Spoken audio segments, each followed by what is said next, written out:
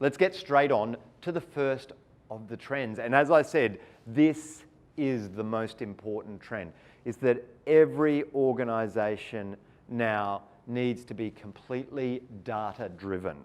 It is the most important thing that you do. Having a data strategy is critical. So if we look at it, effectively, as I've said before, data powers everything. Data powers the artificial intelligence. It powers what you can do with synthetics.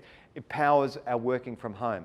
Data is the lifeblood, and people have described it as being like the new oil.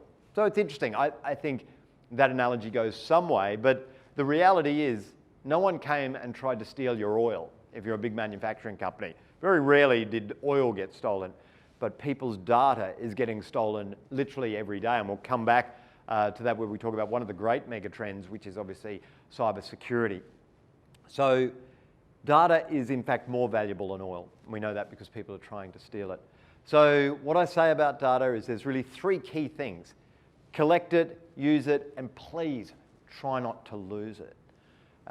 If we talk about data in terms of hyper-personalization, so you will have seen this. Once you go around the internet now, you are followed by ads that seem to know a lot more about you than you would hope. Well, that is no accident. You are being judged every time you go online, every time you interact with a website.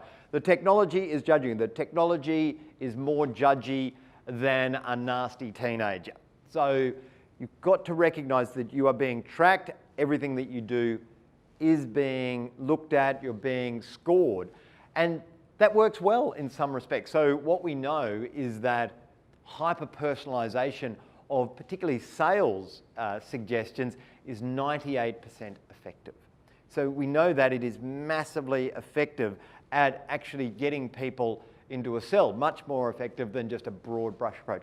And we know that customers are now expecting hyper-personalization. Of course, the problem is when it gets a bit icky. And some of the areas where we're headed to that is that technology is now able to know us not just from our login or our IP address and those sorts of things.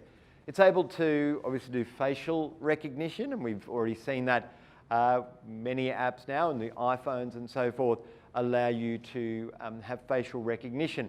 But we've now got gait recognition. So apparently the way we all walk is idiosyncratic to ourselves. And so the machines can tell, even if we cover our face, they can tell by the way that we walk who we are.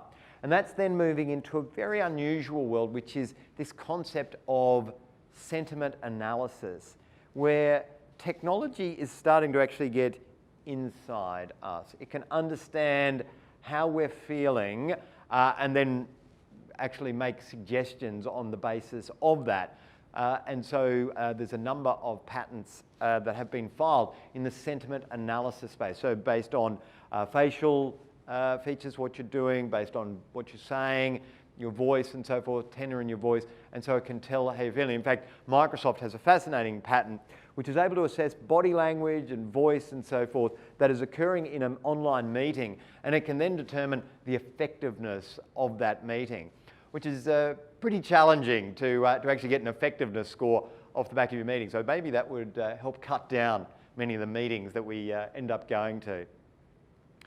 People often say to me, privacy is dead, particularly, the young kids. They don't want privacy. They're all, putting their stuff on Instagram or TikTok. That's not true. I think that what we have seen is a massive surge of interest back towards privacy, as we have seen that there's concern around how the particular technology companies are using our data. And as Tim Cook from Apple calls it, this data exploitation that is going on. And so we're seeing companies like Apple, like Microsoft, clearly differentiating themselves on the basis of how they are respecting our privacy.